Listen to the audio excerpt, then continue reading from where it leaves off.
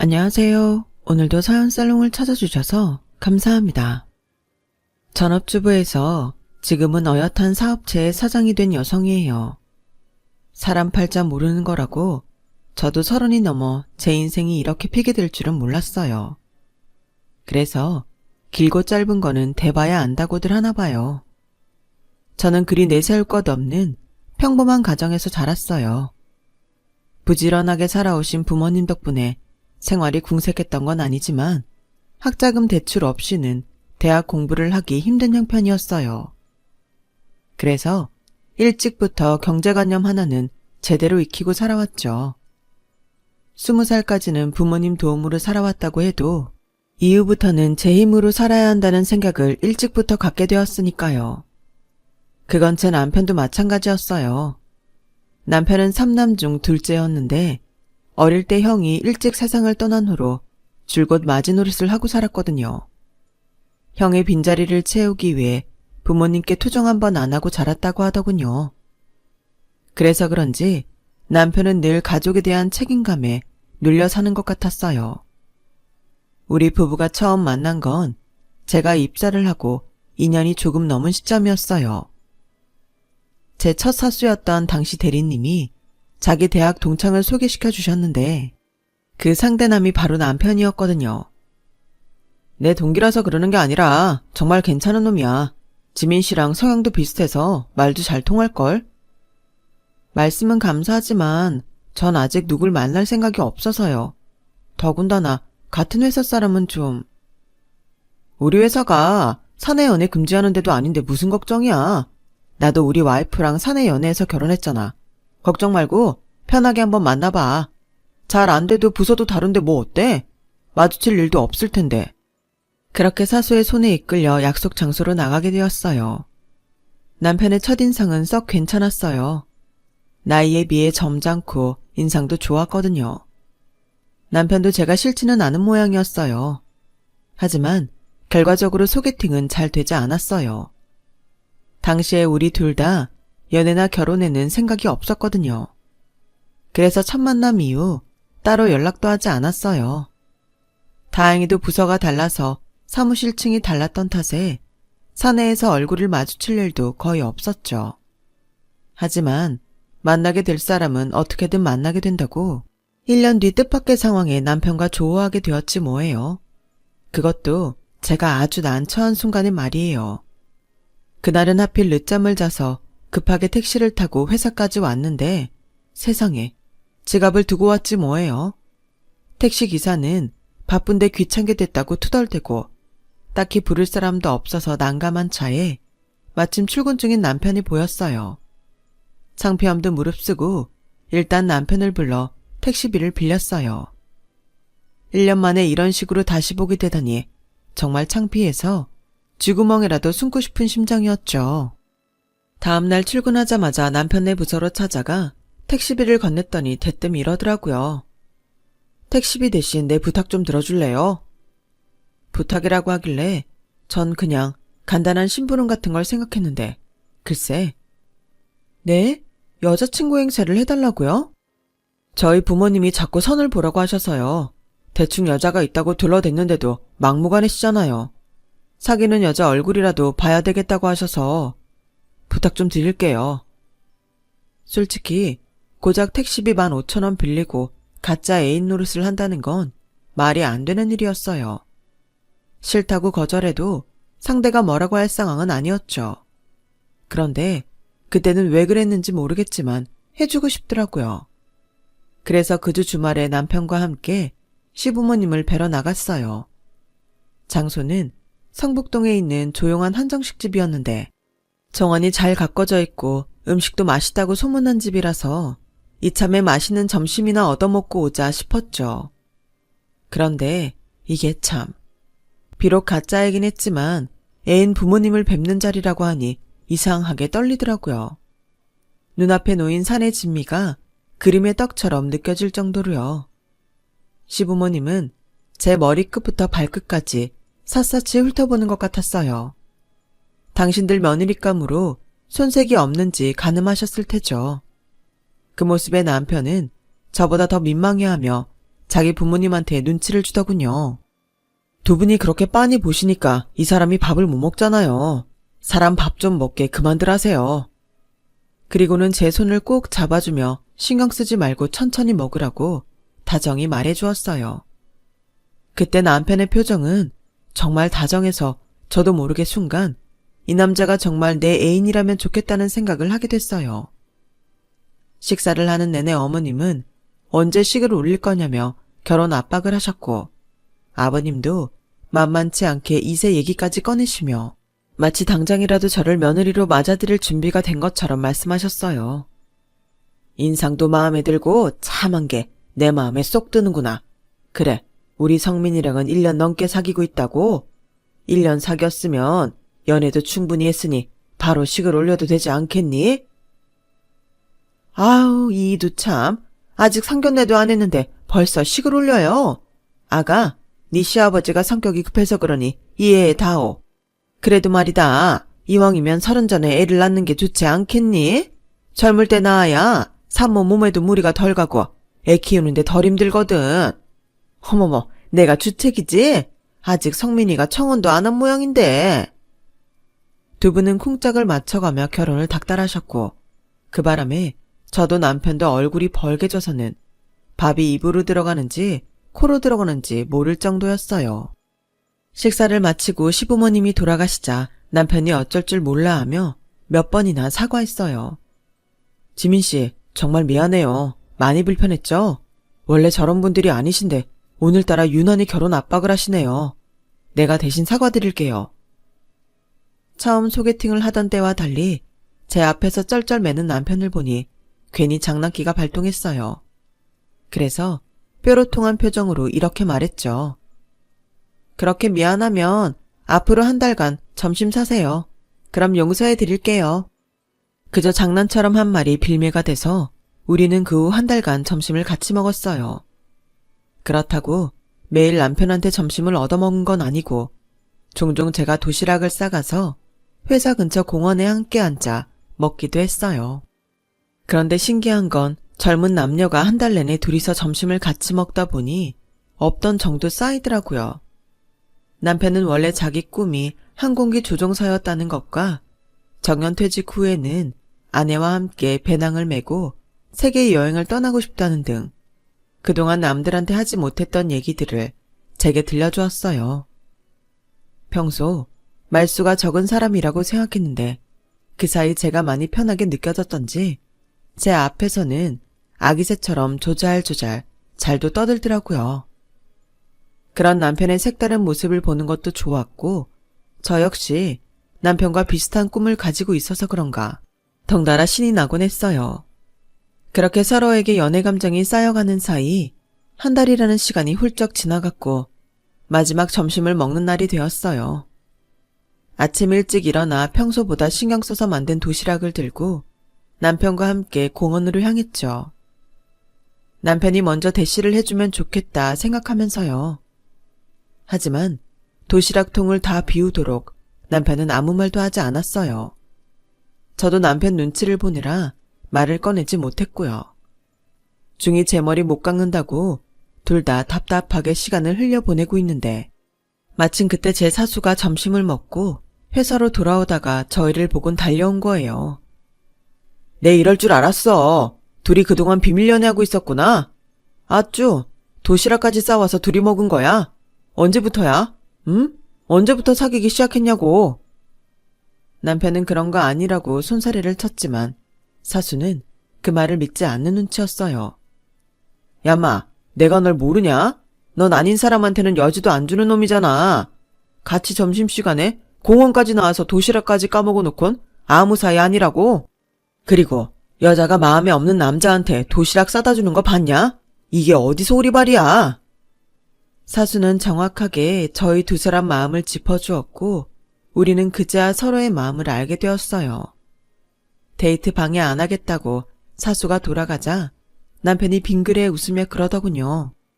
우리 둘 다 속마음 들킨 것 같은데 그냥 사귈까요? 그렇게 우리는 1년을 돌고 돌아 연애를 시작했어요. 그리고 이듬해 결혼을 하게 되었죠.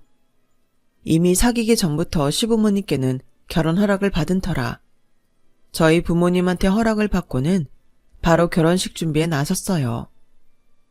저나 남편이나 실속 팔아서 따로 스튜디오 사진은 찍지 않고 정말 필요한 것만 간소하게 준비해서 식을 올렸죠. 이렇게 아낀 돈으로 나중에 남편과 배낭을 메고 세계 여행을 할 생각으로요. 하지만 살다 보니 나중에라는 말처럼 쓸모없는 단어도 없겠다 싶더군요. 한번 미루면 다시는 하기가 어려워지는 게 바로 그 나중에였으니까요. 남편도 저도 양쪽 집 맞이라서 부모 형제한테 돈 들어갈 일이 끊이지 않았어요. 집안에 경조사가 있을 때마다 맞이라는 이유로 짊어져야 할 의무가 있었으니까요. 제 동생이 결혼할 때도 그랬고 양가 부모님 환갑 때도 그랬어요. 물가는 하루가 다르게 오르고 직장인 투명 지갑에선 빠져나가는 항목만 늘어가니 둘이 버는데도 좀처럼 여유가 나지 않더라고요. 그러다 애까지 낳고 보니 이젠 일까지 그만두게 되었지 뭐예요. 주변에선 어떻게든 회사는 관두지 말라고 했지만 돌도 안 된 아기를 어린이집에 보내야 할 상황이다 보니 어쩔 수 없더라고요. 저희 부모님은 두 분 다 맞벌이를 하고 계셔서 시간이 안 되시고 시댁은 아버님은 일을 하시고 어머님은 살림만 하시지만 체력이 안 되셔서 애를 봐주실 수가 없었거든요. 그래서 남편과 상의 끝에 금전적 손해를 보더라도 제가 일을 쉬고 애를 보기로 합의를 봤어요. 일단 애 좀 키워놓고 다시 일자리를 찾아보자 생각했죠. 그런데 그게 말이 쉽지 실제로는 여간 힘든 게 아니더라고요. 애가 젖을 떼고 뛰어다닐 나이가 되어서 다시 재취업 준비를 했는데 정말 단 한 곳에서도 오라는 곳이 없더라고요. 나이 어리고 쌩쌩한 신입도 아닌 몇 년간 집에서 살림만 하던 경력 단절녀를 누가 받아주겠어요. 그래도 어떻게 해요. 들어갈 돈은 많고 남편 혼자 벌어서는 생활이 힘드니 파트 알바라도 뛰면서 가게에 보탬이 되는 수밖에요. 친구가 하는 카페 알바부터 마트 판촉 알바, 도우미 알바까지 돈 되는 일이라면 어디든 달려갔어요.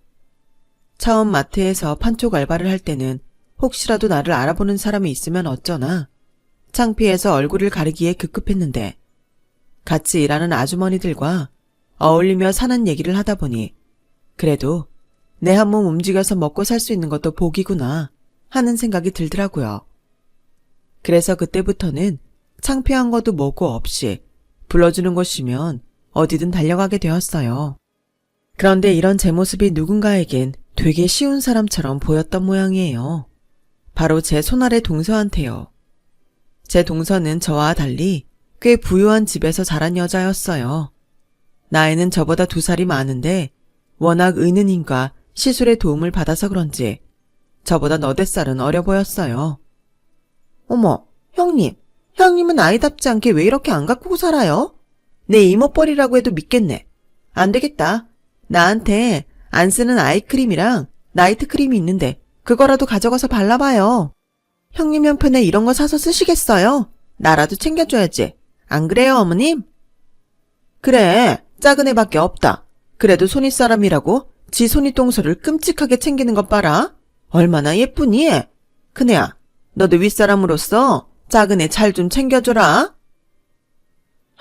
기가 막혀. 어머님 눈에는 이게 저를 챙겨주는 걸로 보였나 봐요. 툭하면 시댁이 지가 입던 옷이며 구두, 화장품 등을 들고 와서는 거지 동량 주듯 던져주고 가는데 정말 기분 더럽다니까요. 물론 쓰던 거 얻었을 수도 있죠. 그런데 동서가 주는 것들은 하나같이 당장 버려도 무방할 정도인 것들 뿐이라는 게 문제예요. 화장품도 유통기한이 한참 지난 것들에다가 옷도 유행 다 지난 데다 보풀까지 다 잃어서 집에서도 입기 꺼려지는 것들 뿐이고 신발도 제 발에 맞지 않는 것들 뿐인데도 시부모님 앞에서 가진 생색 다 내며 저한테 쓰레기 처분하는 것 같다니까요. 생각해보면 동서는 처음부터 그랬어요. 신혼여행에 다녀오면서 가족 선물이라고 사왔는데 제 거는 앞치마를 사왔더라고요. 그것도 특별한 의미가 있는 앞치마가 아니라 대형 마트에서 파는 일반 앞치마를요. 그래도 선물이라고 사왔는데 싫은 티를 낼 수는 없어서 고맙다고 했더니 뭐라고 했는지 아세요? 고마우면 내 부탁 하나 들어줄래요? 어려운 건 아니고 이달 말에 집들이를 할 건데 음식은 홈파티 케이터링을 부르면 되지만 집 청소가 문제라서요.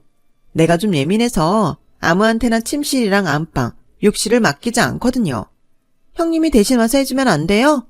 고맙다면서 그 정도는 해줄 수 있잖아요. 이 여우 같은 게 꼴랑 몇천 원짜리 앞치마 하나 사주고는 지 집 청소를 시키더라니까요. 근데 웃긴 건 동서한테 명품 백을 선물로 받은 어머님이 나서서는 동서 편을 들었다는 거예요. 그게 뭐 어렵니? 안 그러니 큰애야. 남도 아니고 동서지간에 그깟 청소 좀 못해줘? 직장도 그만두고 집에서 빤빤히 노는 애가 그깟 거 못한다고 하면 안 되지? 그 자리에서 거절했다가는 저만 속 좁은 사람이 될 판이었어요. 그래서 마지못해 알겠다고 대답했죠. 그날을 시작으로 동서는 툭 하면 어머님을 앞세워 제게 이를 떠밀거나 저를 부려먹기 일쑤였어요. 그럼에도 찍소리 못하고 당하기만 했던 건 제가 금전적으로 동서만큼 시대게 하지 못하는 것 때문이었어요. 동서는 있는 집 자식답게 씀씀이가 좋아서 툭 하면 어머님을 모시고 백화점에 가서 고가의 화장품이며 구두, 옷 등을 턱턱 사 안기곤 했지만 저는 1,000원짜리 몇 장 가지고도 벌벌 떠는 처지였으니까요. 처음 시집을 왔을 때는 누구보다 저를 아끼셨던 어머님이었지만 돈 앞에서는 가족이고 뭐고 없더라고요. 그저 누가 나한테 득이 되는지 그게 더 중요한 것 같았어요. 딱 하나, 동서가 저보다 못한 게 있다면 그건 바로 아이였어요. 동서는 시집 온 지 2년이 넘도록 임신이 안 돼서 아이 얘기가 나오면 정색을 하곤 했거든요. 그런데 얼마 전에 동서가 임신을 하면서 그마저도 채우게 되었죠. 동서가 임신했다는 소식에 동서 친정에서는 아파트까지 넓은 평수인 45평으로 옮겨주었어요. 애 키우려면 30평대는 좁다나요? 20평대에 살면서 애까지 키우는 저로서는 부러울 따름이었죠. 한편으로는 시댁 눈치도 보였고요. 특히 남편한테요. 그래서 잠자리에서 남편을 떠봤어요. 여보, 당신도 처가덕 보고 싶지? 애가 졌다고 40평대 아파트로 옮겨주는 처가 있으면 좋겠지? 당연히 좋지. 그럴 줄 알았어. 그러게 돈 있는 집 딸 만나서 결혼하지 왜 나랑 결혼했어? 괜히 심통을 내면서 팩 토라지자 남편이 그러더라고요. 그러는 당신은 왜 나랑 결혼했는데? 애초에 돈 있는 남자 만나서 40평대 아파트에 살았으면 됐잖아. 마찬가지야. 그러니까 괜히 남의 집 일에 신경 쓰지 마. 담담한 남편의 말에 그렇게 고마울 수가 없었어요. 우스갯소리로 남편을 남의 편의 줄임말이라고 하던데 저희 남편은 예외인 것 같아요. 사근사근하지는 않지만 정말 중요한 순간엔 늘 제 편이 되어주니까요. 하지만 남편에 대한 믿음만으로 행복한 결혼 생활을 할 수는 없더라고요. 주변에 저를 열받게 하는 인간이 있으니 말이죠. 동서가 임신을 하자 어머님은 저 때랑은 달리 먹을 것부터 이것저것 사서 동서 집에 드나드셨어요. 그럴 때면 꼭 저를 짐꾼으로 부르셨죠.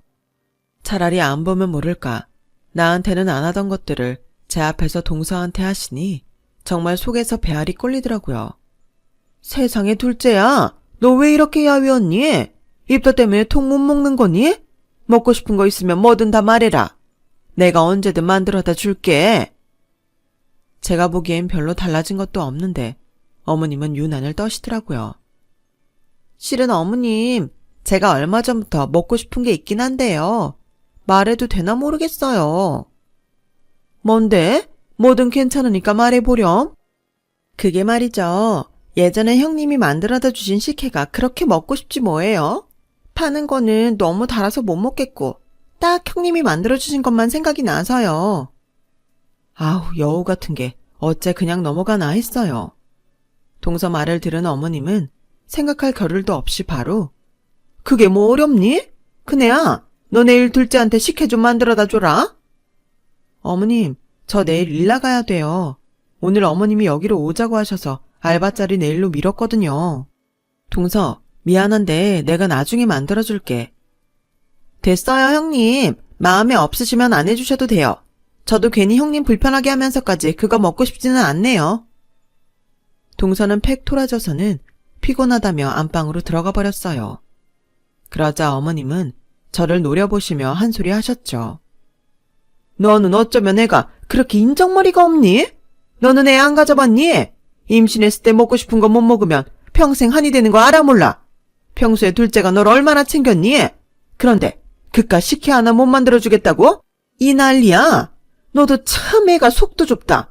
둘째같이 마음 넓은 애가 맏며느리로 들어왔어야 하는 건데 어떻게 너 같은 애가 맏며느리로 들어와선? 군말할 거 없이 지금 당장 집에 가서 식혜 만들어. 마음 여린 애 마음 다치게 하지 말고. 동서가 시집 오고부터 조금씩 변해버린 시어머니는 어느새 막장 드라마의 나쁜 시어머니처럼 변해버렸어요. 적어도 저한테만은요. 결국 식혜까지 해다 바친 저는 그 후로도 비 오는 날이면 김치전에 해물파전, 심지어 떡볶이에 순대 셔틀까지 동서 전화가 오면 음식을 사들고 달려가게 되었어요. 그러자 하루는 어머님이 계신 앞에서 동서가 제게 돈봉투를 내밀더라고요. 형님, 그동안 형님이 음식도 해다 주고 먹을 것도 사다 줘서 제가 성의껏 넣어봤어요. 형편도 안 좋으신데 생활비에 보태 쓰세요. 돈봉투에는 10만 원짜리 수표가 10장이나 들어있더군요. 솔직히 그 돈을 보고 살짝 흥분이 되긴 했어요. 그래도 덥석 받아 챙기기는 좀 그래서 사양을 했더니 동서가 그러는 거예요. 그냥 받아요. 정 고마우면 내 부탁 좀 들어주면 되잖아요. 부탁? 무슨 부탁인데? 뭐 먹고 싶은 거 있어? 실은 친정아빠가 건물을 사두신 게 있는데 거기 청소하는 아줌마가 일을 그만뒀다지 뭐예요. 그렇게 큰 건물은 아니라서 하청업체 없이 월급제 아줌마한테 맡겼는데 주인이 자주 안 가서 그런가 일들을 잘 안 하는 것 같아요. 얼마 전에 아빠가 한 소리 했더니 바로 안 나오지 뭐예요. 매번 아랫사람 비위 맞춰가며 부리는 것도 힘들다고 하셔서 제가 형님을 추천했거든요. 형님 돈 필요하잖아요. 솔직히 제가 이것저것 가릴 처지는 아니지만 사돈댁 건물 청소를 하는 건 썩 마음에 내키지 않았어요. 그래서 대답을 않고 있었더니 어머님이 대뜸 그러시는 거예요. 너 왜 대답도 않고 있니? 당연히 해야지. 뭘 망설여? 네가 아직 배가 덜 고팠구나. 내 아들은 아침부터 늦은 밤까지 니들 먹여 살리느라 뼈 빠지게 일하는데 넌 고작 네 자존심 살리자고 이 좋은 기회를 마다할 셈이냐? 너 이러는 거 아니다. 어머님은 마치 제가 대역 죄인이라도 되는 것처럼 몰아세우셨고 저는 남편과 상의해보고 결정하겠다고 말했어요. 그날 밤 남편한테 그 얘기를 했더니 남편이 제 얘기가 끝나기도 전에 안 된다고 딱 잘라 말하더라고요. 동선의 집 일이라서 마음에 안 들어 그러지 꼭 나쁜 조건만은 아니야. 준이 어린이집 보내고 가서 청소하면 하원 시간 전까지 올 수 있으니까 월급제인데다 사대보험도 되고 나만 부지런히 움직이면 알바 여러 개 뛰는 것보다 수입도 좋고 말이야. 동서가 그러는데 거기엔 사무실로 쓰는 오피스텔이 많아서 종종 청소 알바도 들어온다더라고. 쉬는 주말에 청소 알바 몇 개만 뛰어도 월급만큼은 더 벌 수도 있고. 됐어. 누가 당신 보고 그 집 가서 청소일 하래. 돈 부족하면 내가 회사 일 끝나고 대리라도 뛸게. 그러니까 당신 그 일 하지 마. 내가 싫어. 만약 그때 남편이 선뜻 일하라 했다면 아마 저는 그 일을 안 했을 거예요. 하지만 내 남편이 누구보다 저를 위하는 걸 알았기에 남편을 설득해 동선의 건물 청소를 시작했어요. 6층 건물을 혼자 청소하려니 힘이 들긴 하더라고요. 거기다 돈 욕심에 주말 알바까지 했더니 처음 한 달은 새벽에 눈뜨기가 겁날 정도로 온몸이 으스러지듯 아프고 힘들었어요. 하지만 시간이 지나면서 청소하는 요령도 생기고 통장에 쌓여가는 돈을 보니 피로가 싹 가시더라고요. 그런데 얼마 뒤 옆 건물 사장님이 찾아오셔선 자기네 건물도 좀 맡아서 청소해줄 수 있냐고 묻더라고요. 자주는 아니고 일주일에 한 번 와서 쓸고 물걸레질 정도만 해주면 된다고요. 그렇게 시작한 건물 청소 일은 입소문을 타고 저 혼자 하기 힘들 정도로 일이 밀려들었고 그 일을 감당하기 위해 주변에 일자리를 구하는 엄마들을 모아서 본격적으로 청소업체 일을 시작했어요. 건물 청소는 물론 이사 들고 나는 오피스텔 청소, 가정집 청소까지 영역을 넓혀가며 일을 하다 보니 직원 수도 늘고 수입도 꽤 늘어갔어요. 그렇게 3년을 미친 듯이 달려들어 사업체를 꾸려나갔더니 이제는 어엿한 청소업체 대표가 되었지 뭐예요. 처음엔 제가 일하는 걸 말리던 남편도 제가 한 달에 벌어들이는 수입이 억 단위가 넘자 저보고 황금알을 낳는 오리라며 무척 좋아하더군요. 상황이 이렇게 되자 그동안 동서편에 서서 저를 괴롭히던 시어머니도 은근히 저한테 다가오기 시작했어요. 그런데 말이죠. 내가 정말 힘들 때 도와준 선인도 못 잊지만 저를 괴롭힌 악인도 잊을 수 없잖아요. 따지고 보면 저희 시어머니는 후자에 속하는 사람인데 제가 곱게 받아들일 수는 없죠. 얘 첫째야, 너 요즘 돈벌이가 좋다던데 버는 것도 좋지만 쓰면서 살아야 하는 거 아니니? 그게 무슨 말씀이세요? 저 돈 잘 쓰고 살아요. 지난달에 우리 그이 수입차로 바꿔준 거 모르세요? 지난주에는 아버님 낚싯대도 명품으로 새로 바꿔드렸고요. 얘, 내 거는 안 해줬잖아. 돈을 그렇게 버는 애가 시애미한테는 양말 한 켤레도 안 해줘놓곤 뭘 다 했다고 생색이야.